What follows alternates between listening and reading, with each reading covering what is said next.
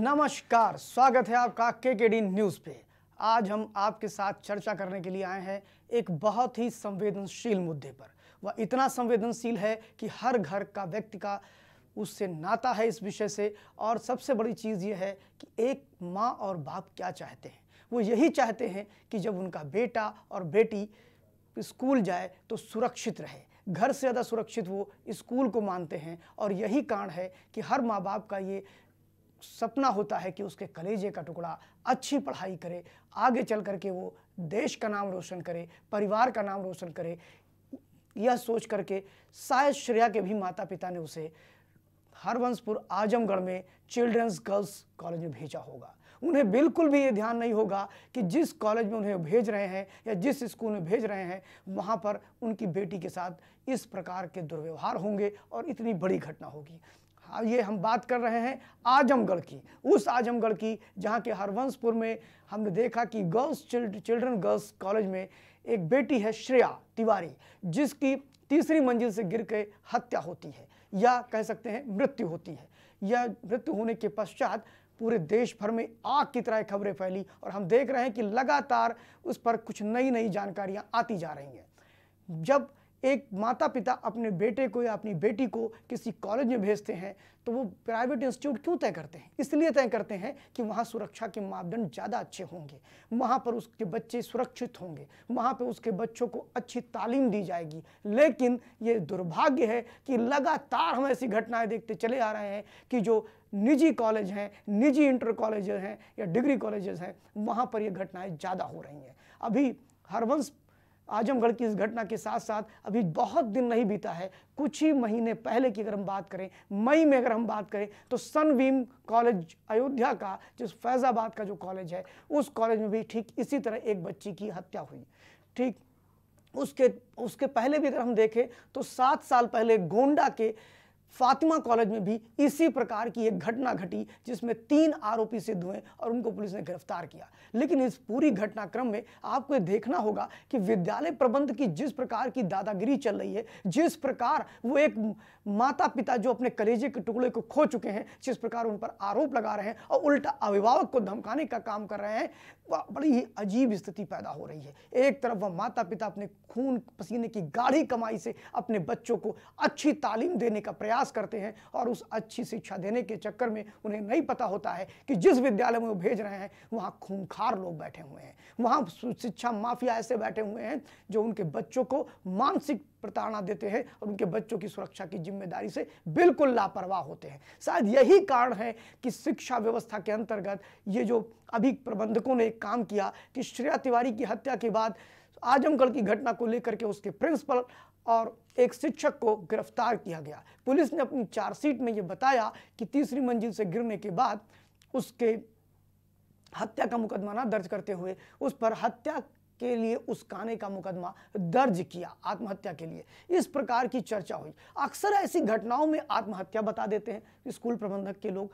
अक्सर ऐसी घटनाओं में प्रबंधक अपने को बचाने के लिए, और उनका कॉकस कितना मजबूत है ये इस बात से अंदाजा लग सकता है कि आपने शायद सनबीम का मामला सुना हो, चाहे वो फातिमा का मामला हो और चाहे सनबीम बनारस का मामला हो। ये तो कुछ चंद मुद्दे हैं, चंद मामले हैं जो आपके सामने आए हैं। इससे बड़े बड़े मुद्दे और अनगिनत ऐसी बेटियां होंगी जो इन स्कूलों में प्रताड़ित होती हैं, निजी स्कूलों में। उनके साथ क्या व्यवहार होता है वो घर में भी नहीं बता सकती हैं और स्कूल में दबी कुचली रहती हैं। उनके साथ कितनी यातनाएं देते होंगे इसकी हम आप कल्पना भी नहीं कर सकते हैं। और हम सबसे बड़ी चीज, चोरी ऊपर से सीना जो हुई। एक तरफ श्रेया तिवारी जब गिरती है, अगर आपके मन में खोट नहीं था, अगर चिल्ड्रंस गर्ल्स कॉलेज के प्रबंधक व वहाँ की प्रिंसिपल और वहाँ के शिक्षकों के मन में खोट नहीं था, कुछ गड़बड़ नहीं था, तो उसके तीसरी मंजिल से गिरने के 1.5 घंटे बाद पुलिस को इंफॉर्मेशन दी जाती है। आप सोचिए कितना महत्वपूर्ण विषय है कि अगर आप उस बच्चे को, हम तो जब आपके यहाँ अपने बच्चे को भेजता है कोई भी माता पिता,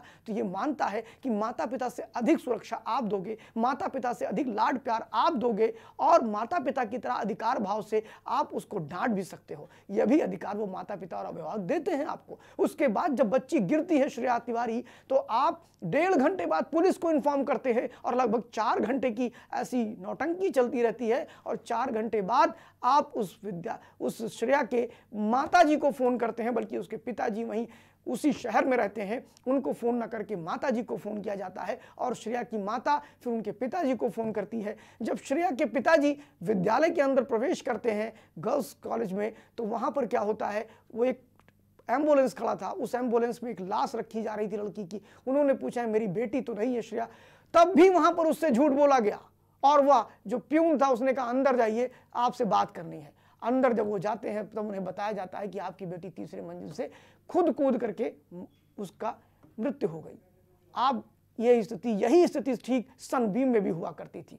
मेरा सिर्फ इतना पूछना है, इतनी बड़ी घटना घटने के बाद विद्यालय प्रबंधन ने जिस प्रकार आज 8 तारीख को पूरे प्रदेश भर में कहा कि हम स्कूलों की छुट्टी करेंगे, बच्चों को नहीं पढ़ाएंगे, इस पूरी प्रक्रिया के साथ साथ विद्यालय प्रबंधक जो थे उनका संगठन जो था वो जाकर के प्रमुख सचिव गृह से भी बात करता है, उसके बाद ये फैसला लेता है। ये और भी शर्मसार बात है कि प्रमुख सचिव गृह से मिलने के बाद भी वो संतुष्ट नहीं हुए और उनकी दबंगई और उनकी ये जो सीना चोरी और सीना जोरी वाली जो स्थिति है वह कितनी प्रबल है और उनके कॉकस कितने मजबूत हैं कि वो प्रमुख सचिव गृह से मिलने के बाद भी आज 8 अगस्त को उन्होंने अपने अपने विद्यालय बंद कर रखे हैं। ये क्या दिखाता है? आज उनके लिए सरकार नहीं है, उनके लिए संविधान नहीं है, उनके लिए कोई नियम कानून नहीं है। इस देश की न्यायपालिका है, इस देश में आईपीसी बने हुए हैं।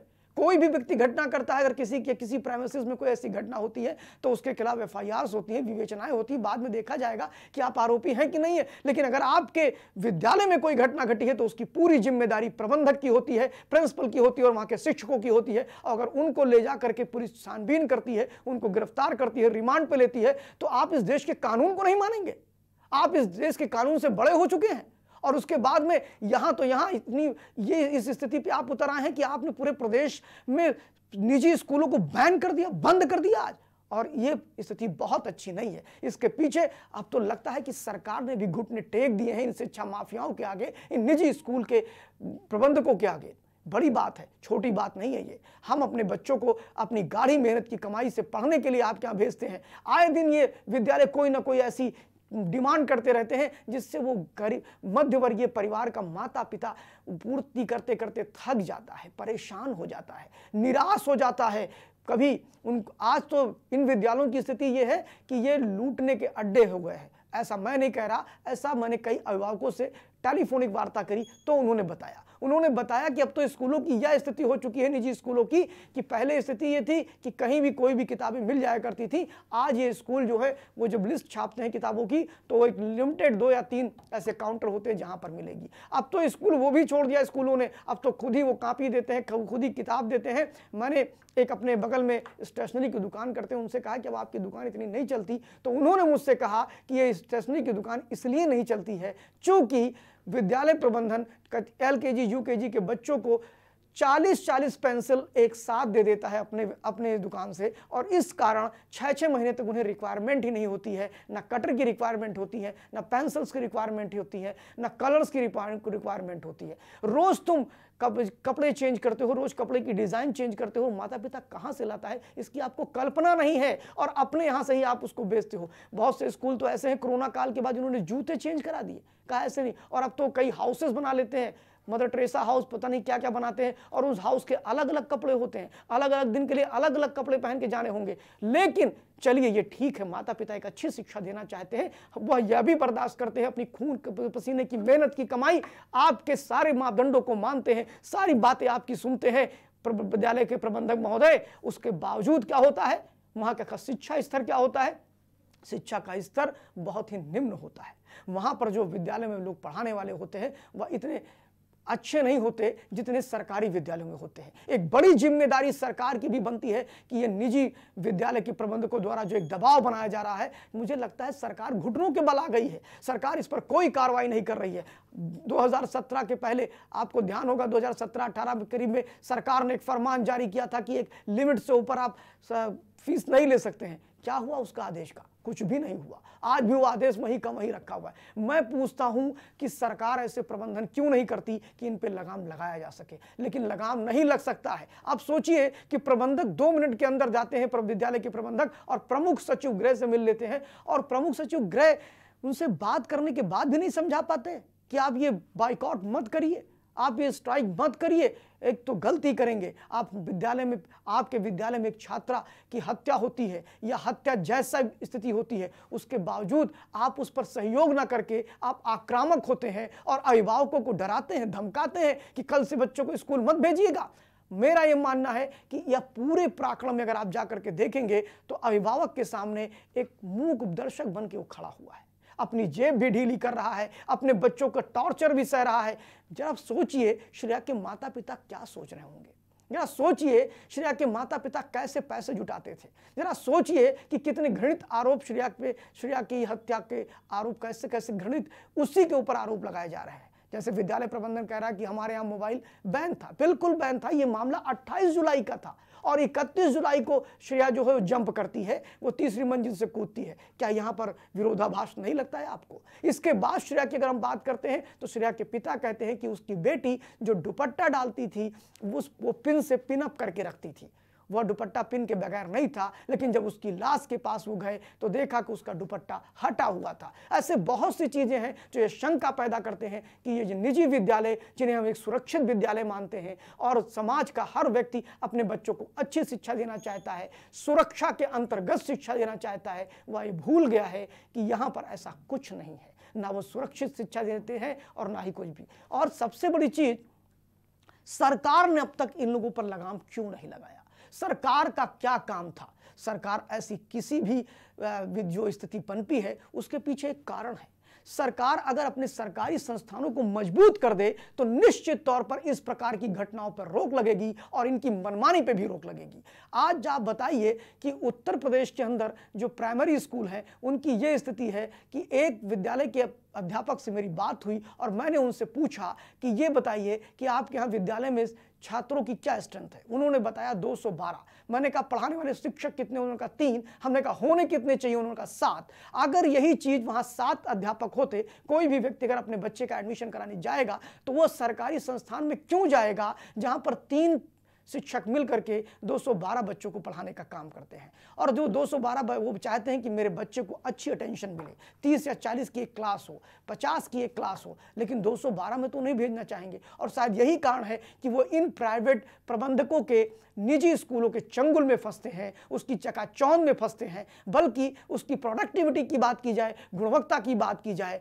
तो जो निजी विद्यालय हैं उनसे निकलने वाले लड़कों की प्रोडक्टिविटी बहुत कम है। आज भी सरकारी विद्यालयों से ही, हाँ ये तय है कि अधिकांश इंटर कॉलेज के बाद जितने भी विद्यार्थी आप देखेंगे वो सरकारी संस्थानों में ही जाना पसंद करते हैं, क्योंकि सरकार ने उन पर ध्यान दिया। सेंट्रल यूनिवर्सिटी जितनी भी हैं वहाँ लोग एडमिशन के लिए तरसते हैं। आज भी नवोदय विद्यालय, केंद्रीय विद्यालय, ये बहुत बड़े आइडियल हैं। आज भी लोग वहाँ एडमिशन के लिए तरसते हैं। क्यों? क्योंकि सरकार ने वहाँ वो सारे मानक पूरे किए जो शिक्षा जगत में चाहिए। लेकिन जब हम प्राइमरी एजुकेशन में आते हैं और भी जूनियर हाई स्कूल और राजकीय इंटर कॉलेज में, अधिकतर वहाँ पर शिक्षकों की जगह खाली है। तो हम ये मान सकते हैं कि जो निजी विद्यालय हैं, जो फल फूल रहे हैं, अपनी मनमानी कर रहे हैं, जब चाह रहे हैं किसी भी बहाने तरह तरह के चार्जेस लगाते हैं और अभिभावकों की जेब ढीली करते हैं, उसका कारण सिर्फ इतना है कि हमारे सरकारी संस्थान बहुत मजबूत नहीं है। और इसका कारण है सनबीम का मामला हो, फैजाबाद का फातिमा स्कूल गोंडा का मामला हो, या सनबीम बनारस का मामला हो, तीनों जगह पर हम देखते हैं कि जिस प्रकार प्रबंध तंत्र, एक शब्द आता है प्रबंध तंत्र के लिए कि ये ढिठाई जो उनकी है, ये ढिठाई कितनी खतरनाक होगी। और मुझे तो बार बार चेहरा श्रेया तिवारी के माता और पिता का ही याद आता है कि कितने सपनों के साथ भेजा होगा। उन्हें इस बार की बिल्कुल भी सोचा भी नहीं होगा, कल्पना तक नहीं की होगी कि इस विद्यालय में इस प्रकार की क्रूरता होती है। विद्यालय प्रबंधन और विद्यालय के जो प्रिंसिपल हैं उन्होंने तो मानवता को शर्मसार करने का काम किया। जिस प्रकार 4 घंटे बाद उसके माता पिता को सूचना दी, यह बताता है कि विद्यालय प्रबंधन कितना संवेदनहीन है और उनका काम बस सिर्फ नोट छापने की मशीन तक सीमित रह गया है, बस पैसे तक सीमित रह गया है। क्योंकि जितने भी घटनाएं होती हैं, आपको बताना चाहूंगा, ये अपने अपने क्षेत्र के बड़े रेपुटेड विद्यालय होते हैं, बड़े नामी गिरामी संस्थान होते हैं। इस कारण ये अपनी रेपुटेशन बचाने के लिए मानवता को शर्मसार करते हैं, संवेदनहीन हो जाते हैं। और इसके अनेक कारण हैं। जिस प्रकार की परिस्थितियां पैदा हैं उससे तो लगता है कि इस प्रकार के बहुत से केसेस होंगे जो बाहर नहीं आ पाते हैं, जो बता नहीं पाती हैं बेटियां, जो बता नहीं पाते हैं बेटे। ऐसा नहीं है कि बेटियों के साथ ही ऐसा हो रहा होगा, बेटों के साथ भी हो रहा होगा, जो आकर के अपने माता पिता से नहीं बताते हैं कि किस प्रकार की क्रूरता वहां पर रहने वाले अध्यापक करते हैं। मैंने तो अधिकांश ऐसे बहुत स्तरीय विद्यालयों में देखा है जहां स्तरीय अध्यापक नहीं है, बीएससी पास लड़का पहुंच जाता है, कोई भी पढ़ाने लगता है वहां पर जाकर के, ऐसी स्थिति पनपती है और उसके बावजूद भी लाइन लगी होती है, एडमिशन के लिए फोन पे फोन होते हैं। मुझे लगता है कि इन सारी परिस्थितियों में अगर सबसे अधिक जिम्मेदार है तो वह जनता है और जनता को अब जागना होगा। अभी गोरखपुर में अभिभावक संघ ने इस 8 तारीख आज के प्रबंधकों के विरोध में उन्होंने कहा है कि हम भी कल बाइकआउट करेंगे स्कूलों का और अपने अपने बच्चों को निजी स्कूलों में नहीं भेजेंगे। लेकिन अगर ऐसा होता है तो ये बहुत बड़ी बात है और चूंकि अभिभावक जब तक जागृत नहीं होगा, जब तक अभिभावक खुलकर नहीं बोलेगा, तब तक निजी विद्यालय के प्रबंधक और वहाँ के प्रिंसिपल और वहाँ की पूरी जो टीम है वो ऐसे ही लोगों को प्रताड़ित करेगी, ऐसे ही उनकी दबंगई चलती रहेगी। वो 1000 गलत काम करने के बाद भी आपको मजबूर करेंगे कि आप उनको आके पैसे भी दें, एडमिशन भी कराएं और वो अपनी मनमर्जी का काम करेंगे। आपके बच्चों की सुरक्षा कितनी है ये बड़ी बात है। मैंने भी एक लोगों से बातचीत किया और मैंने उनसे प्रश्न किया कि आपको अगर अपने बच्चों की सुरक्षा की दृष्टि से कहीं भेजना है तो आप उसे सरकारी संस्थान में भेजेंगे या निजी? तो उन्होंने कहा ऑब्वियसली निजी भेजेंगे, निश्चित तौर पर हम निजी संस्थान में ही भेजेंगे। लेकिन जिस प्रकार की परिस्थिति सनबीम की रही, चिल्ड्रंस गर्ल्स कॉलेज की रही और फातिमा कॉलेज लगोंडा की रही, उससे नहीं लगता है कि ये लोग अभी सीख रहे हैं। इस प्रकार के अनेक घटनाएं हैं और हो सकता है आती भी रहेंगी। सबसे बड़ी चीज ये है कि समाज के लोगों को जागृत होना पड़ेगा और अभिभावक और समाज को मिल करके इसका मुंह तोड़ जवाब देना पड़ेगा। सरकार पर ये प्रेशर बनाना होगा, सरकार पर ये दबाव बनाना होगा कि आप जो सरकारी संस्थान हैं, प्राइमरी स्कूल हैं, जूनियर हाई स्कूल हैं, गवर्नमेंट के डिग्री कॉलेज हैं, इंटर कॉलेज हैं, इनमें उचित मात्रा में अध्यापक की नियुक्ति की जाए, अच्छी व्यवस्था की जाए। ये सारे काम करने होंगे, वरना ये निजी विद्यालयों की दादागिरी रुकने वाली नहीं है। जिस प्रकार निजी विद्यालय ने आज दादागिरी दिखाई है, क्या कल होने वाले विरोध प्रदर्शन में पूरे उत्तर प्रदेश के जो अभिभावक हैं क्या वह भी ऐसी एकता दिखाएंगे जैसा प्रबंध तंत्र ने दिखाया है? अगर अभिभावक इस प्रकार की एकजुटता नहीं दिखाते हैं तो तय है कि उनका साहस, उनका मनोबल और बढ़ेगा प्रबंधकों का और उनकी दादागिरी और भी अपने उरूज पे जाएगी। मैं सिर्फ इतना कहना चाहूँगा कि श्रेया तिवारी की हत्या एक बहुत बड़ी घटना है और इस घटना से हमको सीख लेना चाहिए और हम लोगों को ऐसे प्रबंध तंत्र की जो दादागिरी है इसको रोकने के लिए अभिभावकों को भी एकजुट होना चाहिए। श्रेया तिवारी अकेली लड़की नहीं है, इससे पहले भी कई लड़कियों के साथ इसी प्रकार की घटना घटी। हर बार हम ये मान करके बैठ गए कि ये तो सनबीम का मामला है, ये तो फातिमा का मामला है, ये मेरी बेटी का मामला नहीं है। अब स्थिति आ गई है कि हर व्यक्ति को ये मानना पड़ेगा कि श्रेया तिवारी उसी की बेटी है। अगर आज आपकी ये बेटी नहीं है तो कल आपकी भी बेटी हो सकती है। इसलिए निजी संस्थानों में लगाम लगाने के लिए आप समाज को आगे आना पड़ेगा, लोगों को आगे आना पड़ेगा। बिना इसके आए कुछ भी संभव नहीं है। इसलिए मेरा ये मानना है कि यह श्रेया तिवारी का जो घटना घटी है यह बड़ी ही विभत्स घटना है और सरकार को भी इस पर सोचना होगा। जिस प्रकार सरकार मौन है, जिस प्रकार सरकार कोई इमीडिएट एक्शन नहीं ले रही है, यह भी सोचने का विषय है। इन्हीं के साथ मैं अपनी चर्चा को विराम देता हूं। हमारे साथ बने रहिए और केकेडी न्यूज़ पर लगातार खबरों का सिलसिला जारी है। आप खबरों का आनंद लीजिए।